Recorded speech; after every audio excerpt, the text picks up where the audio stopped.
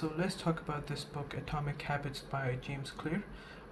The only reason I actually picked up this book is because of this cover. It's actually a really, really beautiful book cover. Uh, I think that's the best quality about this book as well. So I wasn't really expecting a lot from this book, but when I got into the introduction, basically the beginning of the book, he was talking about his story and how in high school he got injured and he spent 4 months in his room recovering. And as you guys can see, I also got injured really bad in my leg, and it's been 2 months when I'm recovering. So that part felt, really close to me, and I could relate to that a lot.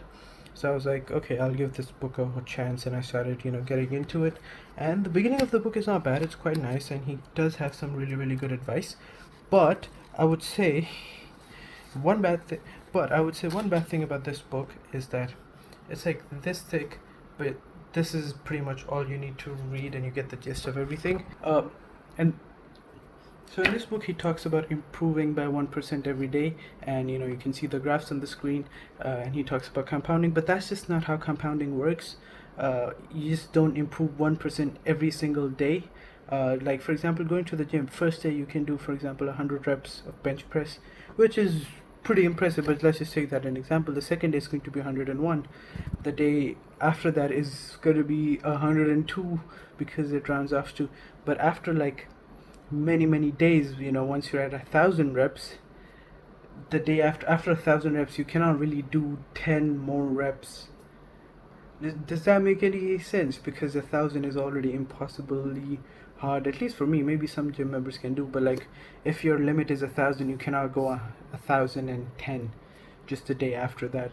It does take quite a bit more training. So again, it's just not how it works. It's filled with pseudoscience, and but this book is really good in the sense where it talks about atomic habits, that to make a change you don't need to make big changes all of a sudden. Small changes do in the course of your life do end up making a big impact. That makes sense. But the graph is just pseudoscience, and most of the book is full of pseudoscience and just personal anecdotes. Kind of hard to go through the entire book because it does get boring and repetitive.